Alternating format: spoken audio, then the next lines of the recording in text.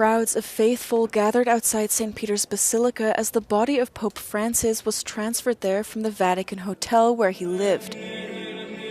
Pallbearers carried the simple wooden coffin on their shoulders onto St. Peter's Square and into the basilica, cardinals, bishops, and the Swiss guards processing slowly behind.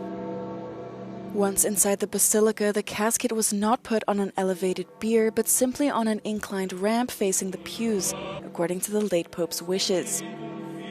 Mourners are able to enter the basilica until Friday to pay their respects, after which the Pope's casket will be closed and sealed.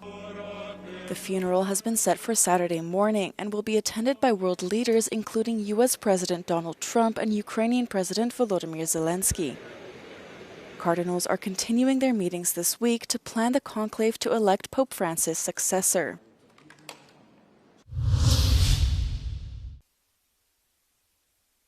Hundreds of foreign delegations are expected at the Vatican for Pope Francis' funeral on Saturday as part of Italy's security plan. Police are currently patrolling the streets around St. Peter's Basilica, where the Pope has been moved for 3 days of public mourning. On Saturday, thousands of Catholics as well as religious and political leaders from around the world are expected to attend his funeral. Security mechanisms including anti-drone weapons and a no-fly zone patrolled by fighter jets are currently being used across Rome and in the skies above the Italian capital. Pope Francis has broken tradition by asking not to be buried at the Vatican, but in a simple tomb at the Papal Basilica of St. Mary Major, where he frequently prayed.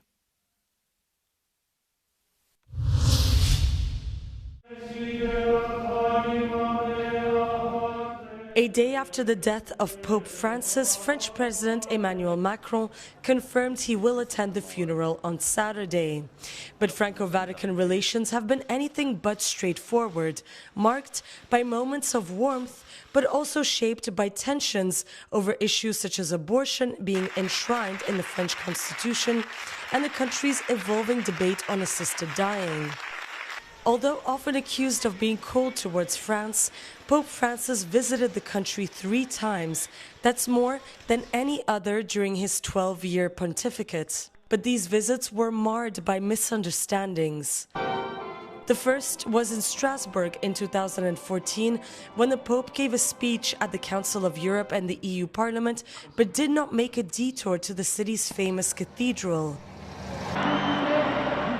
9 years later, the Pope visited Marseille, declaring, "I'm going to Marseille, not France," a statement that raised many eyebrows. The pontiff celebrated Mass in a packed stadium and even called for a more compassionate approach to migrants, a subtle dig at the French government's policies. Le persone che rischiano di annegare quando vengono abbandonate sulle onde devono essere soccorse. È un dovere di umanità, è un dovere di civiltà. Allegations of tensions resurfaced last December when Pope Francis did not attend the grand reopening of the Notre Dame Cathedral in Paris. Yet, a week later, he visited Corsica, his final trip abroad. But experts claim it was less about politics and more about proximity to the faithful. C'est des visites pastorales et c'est vraiment l'axe qui était primordial chez le pape François, c'est mettre en avant cet aspect pastoral et il ne souhaitait pas effectuer des visites d'État qui auraient entraîné un protocole très important. Il voulait vraiment aller au contact des fidèles. The Vatican has long defended these travel choices, saying they reflect Pope Francis's commitment to the Church's peripheries, places overlooked by previous popes like Mongolia and Southeast Asia. A pope who broke with tradition not to distance himself from France, but to reach out to the edges of the Catholic world. Catholics in the Romanian commune of Radu Canen gathered in mourning following the death of Pope Francis, holding a special Mass in his memory. Catholics are a minority religion in Romania, making up only about 4% of the population. Around 150,000 people lined the streets of nearby Iași when Pope Francis visited Romania 6 years ago, and mourners remember him fondly. Toată lumea se pregătea, stătea în așteptare, să mergem să-l vedem pe Papa Francis, Papa Milostivirii, Papa Iubirii, Papa Săracilor. A fost pentru noi o întâlnire deosebită. Ceea la ce m-am amintit a fost o vreme foarte urâtă. A plouat, a fost chiar grindina. Când s-a apropiat avionul cu Sfântul Părinte, a venit și soare și pentru mine a fost chiar o minune, această bunătate. Following the church service, the community gathered in the cemetery where priests led prayers. Church bells from the diocese will ring daily at noon during the official morning period.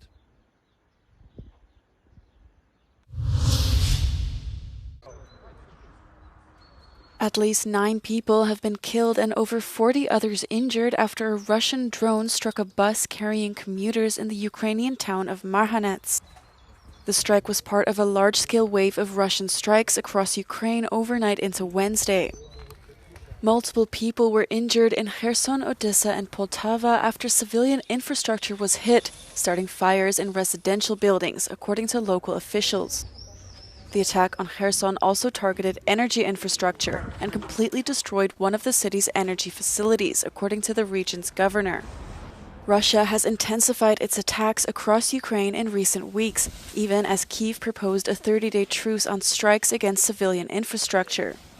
Ukrainian President Volodymyr Zelensky said that Ukraine is ready for any format of negotiations that might bring a ceasefire and open the door to full peace negotiations.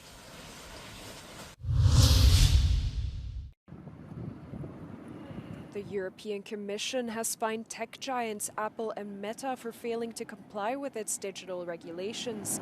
Apple received a €500 million fine for preventing app makers to point consumers to cheaper options outside of the App Store. Meta, on the other hand, received a €200 million fine because it forced its users to choose between seeing ads or paying to avoid them. European Commissioner Teresa Ribera said the law called the Digital Market Act is crucial to ensure a level playing field for digital players. Ribera said that Apple and Meta fell short of complying with the act and instead have implemented measures that reinforces consumer dependence on their platforms.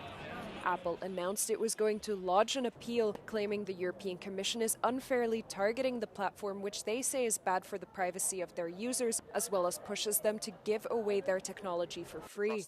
Meta has been contacted for a comment, but has not yet responded with a statement.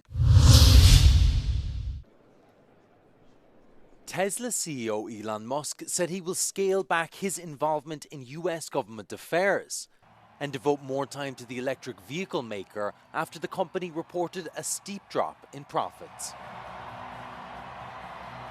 Musk told analysts that his time spent on the Trump administration's Department of Government Efficiency, or DOGE, would drop to a day or two per week.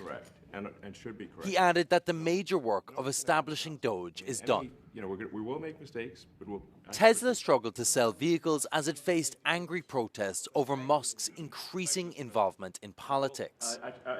The company warned investors that changing political sentiment and rapidly evolving trade policy could have a meaningful impact on demand for its product in the near term. Musk, who has donated more than $250 million to Trump's re-election campaign, has faced global protests and calls to boycott Tesla.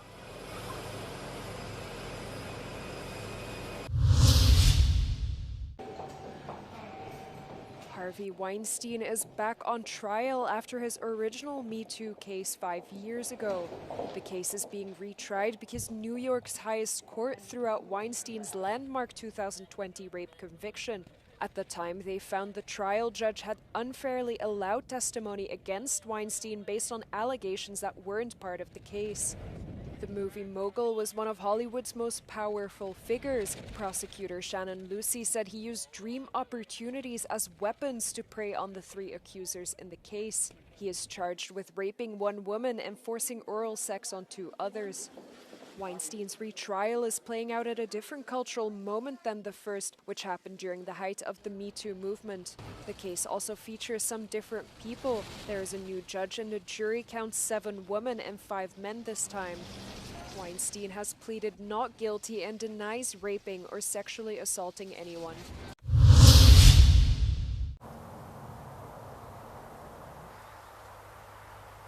Traces of a forever chemical were found in European wines. That is according to a new study published by the NGO Pesticide Action Network Europe. The report found an increase in the molecule TFA, which is a PFAS residue, in European bottles sold in supermarkets. The survey was carried out in 10 EU member states. Results revealed that levels were sometimes 100 times higher than those found in drinking water. En premier lieu, au niveau global, ce sont donc tous ces gaz fluorés qu'on retrouve à nouveau dans nos systèmes de refroidissement qui sont très présents et qui sont en fait émis dans l'atmosphère. En revanche, en ce qui concerne les contaminations de l'eau souterraine, on sait que la source principale, ce sont les PFAS-pesticides, parce que ce sont des substances qui sont directement pulvérisées sur les sols, qui contaminent les cultures et qui, de fait, se retrouvent dans les eaux souterraines.